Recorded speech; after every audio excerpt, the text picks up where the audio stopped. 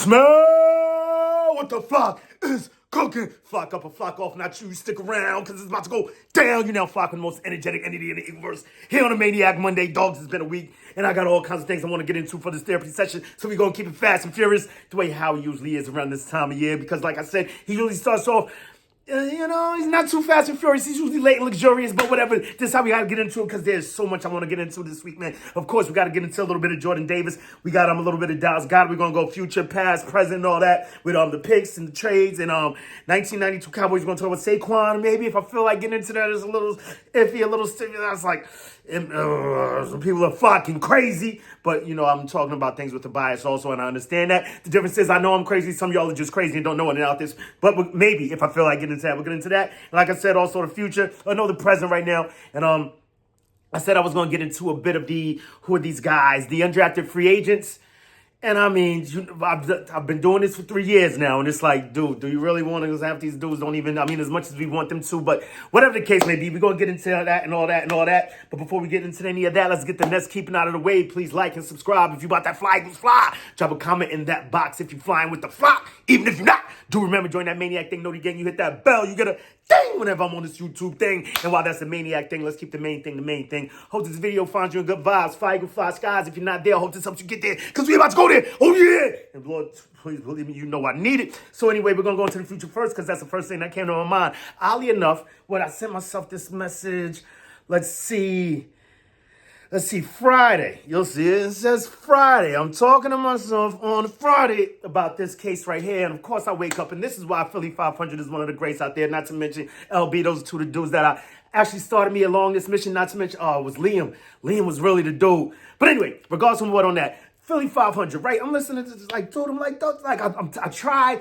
to be different, because we can't just be out here in the Eagleverse all talking about the same damn things. And I'm like, how can I switch it up? How can I mix it up? Sometimes you just can't help it. We're all going to be, because there's certain things that are like close to the surface, but this is the off time, the cough time. You look around and we never soft time, but we thinking like, bro, it's both season, and we're all hyped. But like I said, it's about to sit and simmer for a little bit, at least until what? Oh, snap, we got 2 days into the schedule reveal, and then we see when I got to buy these damn tickets, because I got to be out there for game one. I know the price is going to be crazy. But anyway, I'm a maniac, so I'm going to be all over the place. And I'm trying to get this in while I can and while the thoughts are fresh. So anyway, like I said, I text myself on Friday that I wanted to talk about this on Monday. And of course, Philly 500, he's already in the future. He actually gave out like a real scenario of like, who to get, when to get, and how to do it. However, I'm more of the mind state of the next draft. I believe we've got, 20 picks? No. We had 10 we had 8 this year. It was supposed to be 12, and it was supposed to be 20 in total, but we ended up getting 10 this year. Still got 12 for next year.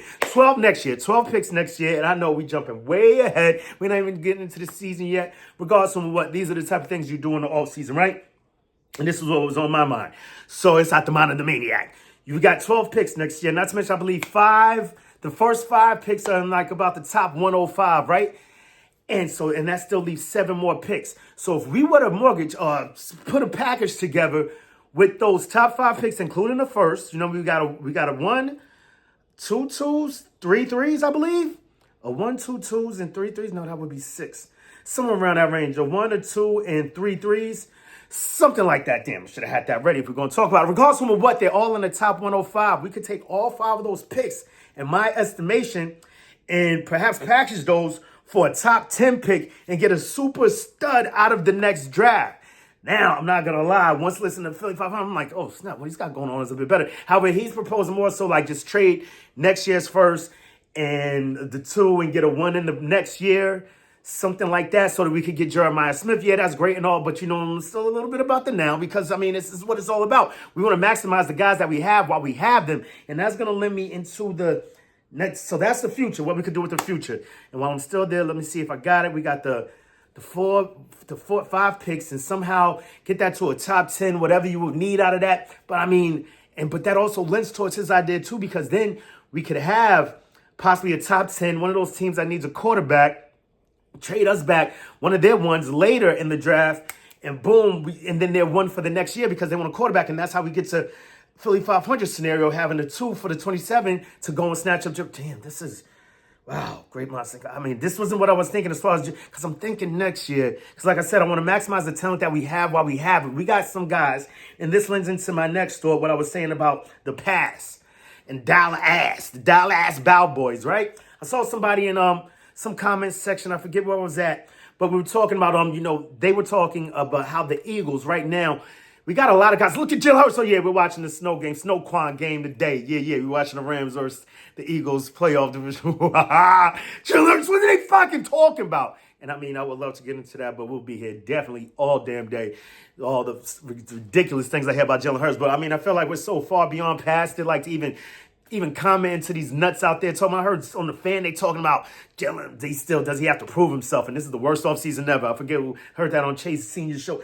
Regardless of what, stay focused, Maniac. So we've got the past, and we got then the now, and we got all of these guys coming into their prime. When you think about it, man, one of the cheapest defenses in the league because they're all damn near all young on the side, and one of the most expensive offenses on that side because these guys, we just had to get them when we got them. But I mean, when you think about it, they're coming into their prime also. So we have a hodgepodge, if you will, just an embarrassment of riches all over the damn field as far as guys coming into their prime at max, extreme, supreme, much needed positions, whatever position on the football field. I mean, I respect every damn play on the field, so I'm not going to say one is more important than another, although we do know that some are. However, with all these guys coming into the fold, coming into their prime right now at this time, it's like just striking when the it's hitting on all cylinders at the right time, right place, right time, and everything's coming together for us as Eagle fans, and this is amazing. And we don't want to get too ahead of ourselves because of the thoughts. Anyway, somebody commented that this is similar to the Cowboys and the Cowboys in '92 when they were coming into their run, winning I believe 3 out of the next 4, and I'm like, no, bro, like no. The flock out of here. Number one, don't ever disrespect me comparing me. Y'all know this is one of my pet peeves. My cousin, crazy maniac cousin Ty, crazy maniac cousin Dust. He's a Bum Manders fan, right? He's always like, oh, you acting like those fans? Like, bro, I mean, if I'm acting like them, that would be me saying that we're going to win and we don't win. What the fuck? But anyway, that's enough of that. However, in this case, they're saying that, I believe it was an Eagles fan, so I don't want to put too much gruff on that person, whoever that individual was.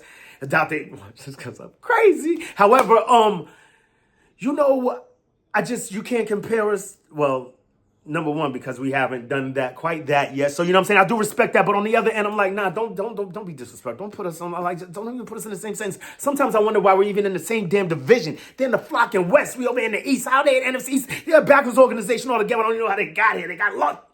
Anyway, so you got that. Not to mention, you see, right now, how as we're winning, albeit what I believe is 2 in the last 8, and we've been to 2 out of the last 3 Super Bowls. So 3 years prior, we were not, if we're going to talk about this team compared to that team, 3 years prior to the building of this team, we were not 1-15, dogs. The flock out of here. We were actually in a Super Bowl. Okay, maybe the year before that, just the playoffs. However, nowhere near in the position that they was in, 1-15, and they had to do some magic. I mean, you got to give credit to Jimmy Johnson where credit is due, because I believe it was his mastermind, if not Jerry Johnson, I don't know, who put it together where they put their whole damn future. I believe it was Herschel Walker they gave to the Vikings. The Vikings gave them everything, and then they were able to get the Michael Irvins, the Emmitt Smiths, the Troy Aikmans. Man, I remember Steve Berline. Y'all gonna, you know what? I gotta be real though. I can't lie. I can't say a lie. What's the point of doing that, right?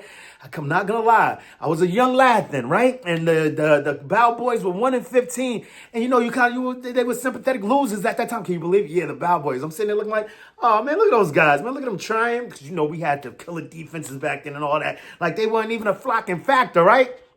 So I'm looking, I used to feel bad for them. Look at them coming up. I remember they had a quarterback, I believe his name was Steve Berline, right before Troy Aikman. And I used to legit is a bit strong. Like, had a bit of, a soft place in my heart for Steve Berline. Like, look at that kid try, man. He really gives it his all. And then, that quickly turned around quick, and I've never given a flock about any team being bad or whatever the case may have been that's in one of my divisions or whatever. After that, because fuck them all, no sympathy for no one.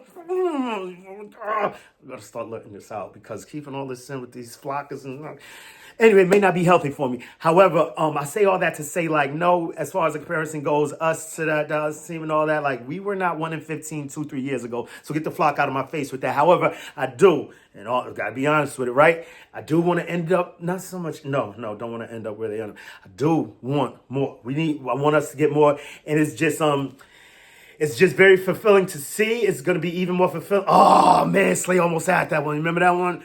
Oh, first quarter, 1st and 10, after Jalen Hurts scored, after Jake Elliott missed an extra damn point. Or did he? Did we go for the? I forgot. Damn, I should have been watching. No, but I'm here though, right? You got to be present. Yeah, it's like almost at that INT. So say that to say we wanna maximize all this talent that we have. That's how we run those things together. You know what I'm saying? The future where we could get to, the present where we're at, and the past and all. You know, bringing up that as far as compared to them, and that's where the past ends. So it would be amazing to get everything the way we need it right now as far as acquiring talent, getting these guys going. And as far as the talent that we just picked up, speaking of those undrafted free agents, man, the dude, that the one that sticks out most to me, I believe that the Eagles have, to flip into, the now and the UDFA of it all and all. And I said I was going to speak about it. I didn't think I really was, but now look at me fulfilling promises and all that. Things are changing. The therapy's working, I believe. So you got Hollin Pierce is the dude that's highest on my radar as far as these undrafted free agents. Not to mention there's a dude, that running back. Regardless of what? Hollin Pierce, right? Incomplete, dog. So I'll be acting like I haven't seen these games already. You've got Hollin Pierce, and I believe as far as undrafted free agents goes, the Eagles each team has, I believe, $220,000 to sign these guys.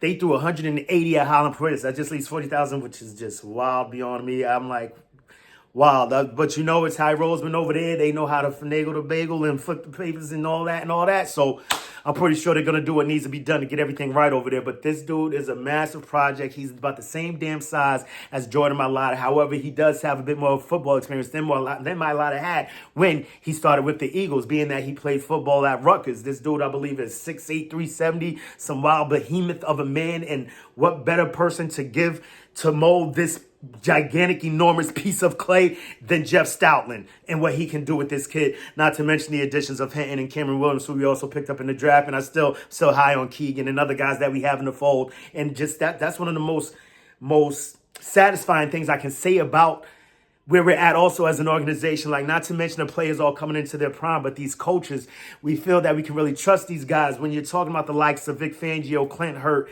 and of course, Jeff Stoutland on the offensive side. I've always been a little bit of, leery about Aaron Moorhead because I haven't really seen development. Just guys come in and we keep them good. So that's also a good thing because you don't want a guy to come to your organization and fall off. You feel me? And he's kept Devontae Smith and A.J. Brown as they are, if not getting better. So, we haven't seen the development as far as wide receivers go, and that could be part and parcel due to the fact that maybe these receivers were just not it to begin with.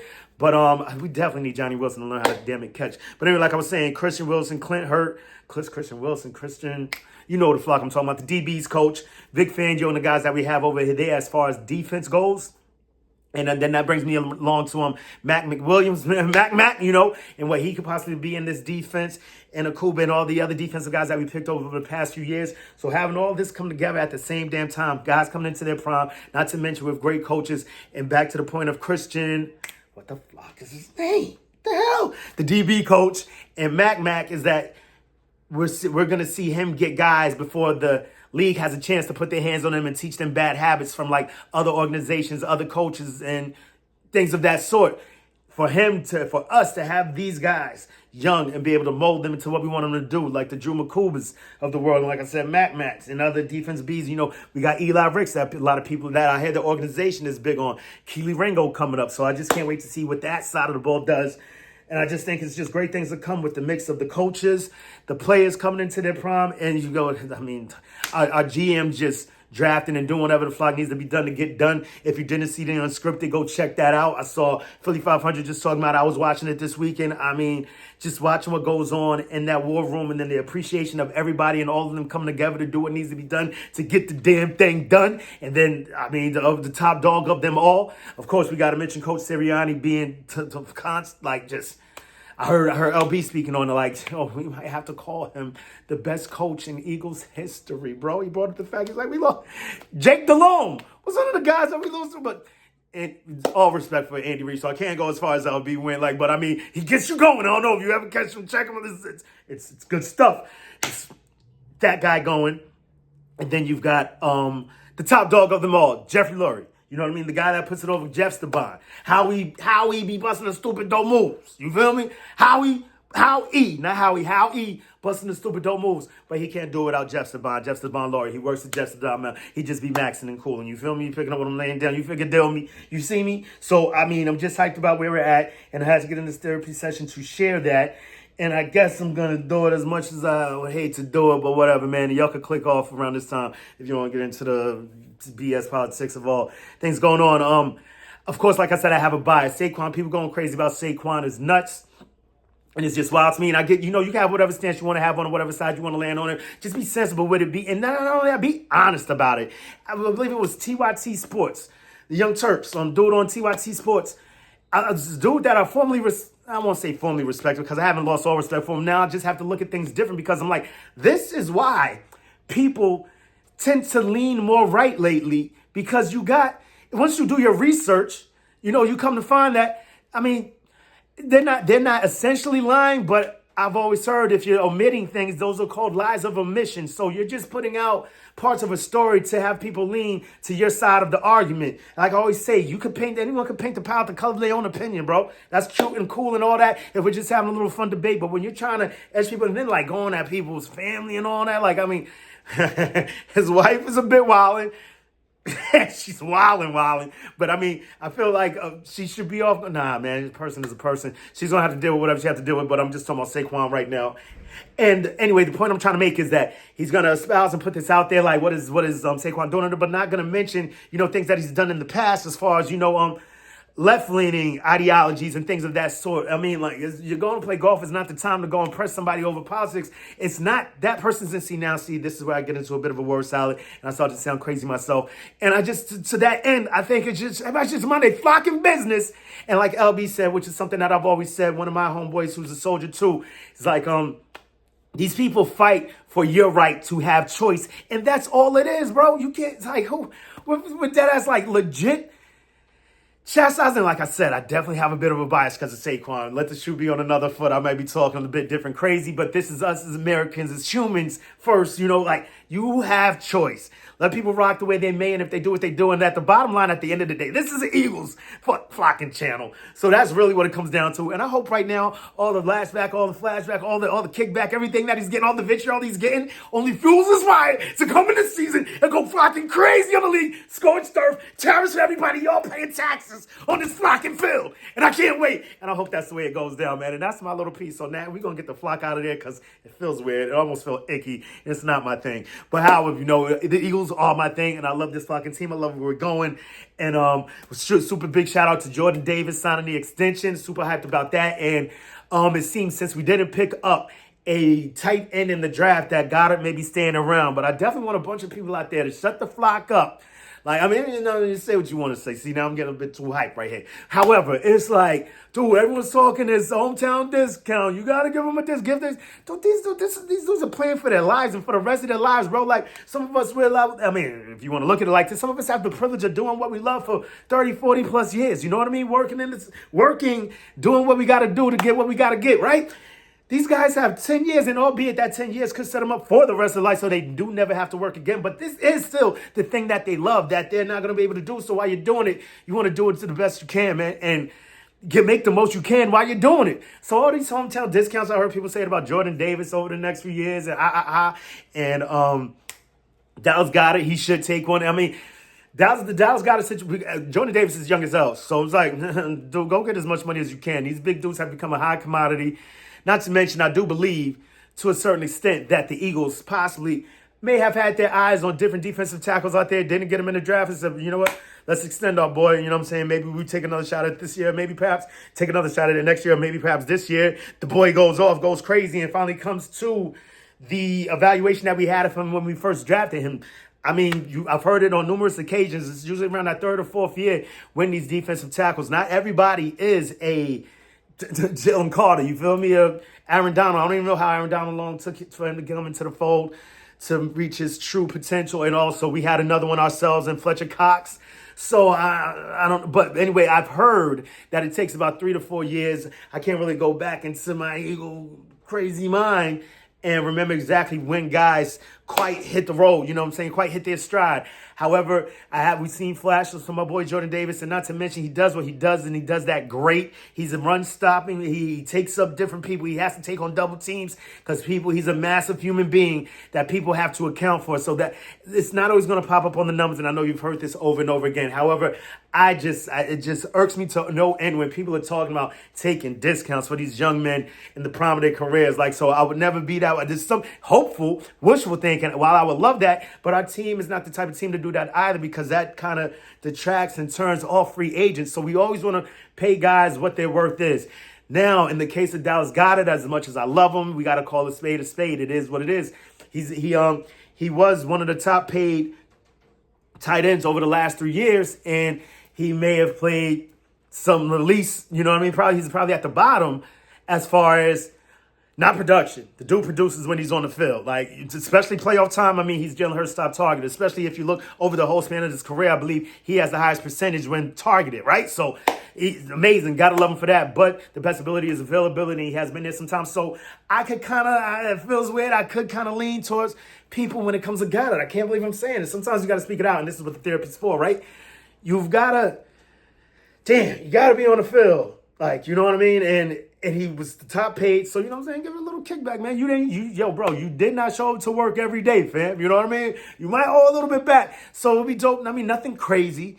I'm thinking, because like I said, it's always about the guaranteed money, right? I've spoken about it before. I believe Peter Rosenberg, our old guru of the cap, even though Howie's an amazing capologist in his own right. But the dude, he's just becoming all around great GM. Like, what he does is having the player evaluations plus knowing how to finagle the bagel as far as the money goes. Amazing at what he does. So it's all about the guaranteed money. So let's say we're talking about 3 years, 45 with 20 guaranteed. You know what I mean? So then that means like 2 over the next 2 years. This really works out to be about 10.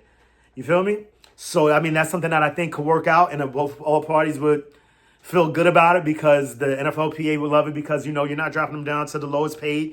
And I mean, if we've got Kittle getting 19 average per year and Goedert getting 15 per year on paper, looks like the right thing. Shouldn't upset. You shouldn't feel like too embarrassed about it. But this is way beyond my scope of or whatever the case, expertise. So it's not really my thing. But I can, saying it out loud and thinking about it, I can kind of understand. And forgive me for anyone who I may have told to shut the flock up, because you may be on the money. Whoever said it may be on the money with that one. But now that I got that off my chest, and showing y'all to know how much I love this channel, how much I love being here. These last 3 years have been flocking amazing, not just for the team, not for me, but for all of us, everybody involved. If you're flocking Eagles fans, gotta love it. Damn, the Rams had the lead that early, 7-6. Ooh, I was probably shaking in my boots. Scary as fuck. But you know what? It doesn't matter, because we still flew to the top. Let's flock and go to the next time. Make it the best time. In the meantime, between time, keep it a green time. You already know how I like to do around this time, about this time, at this time. I don't got my clock. But it's always Eagles o'clock around here. Open your eagle eye, poke your beak in, and give it a and ask these questions. What you gonna do when Eagle Mania swoops down and runs wild on you? Say it with me one time, yo. EAGLES. Eagles, let's flock and go. Birds, 2 birds up to the haters. You already know. Let's flock and go. And get the flock up out of here. Yeah.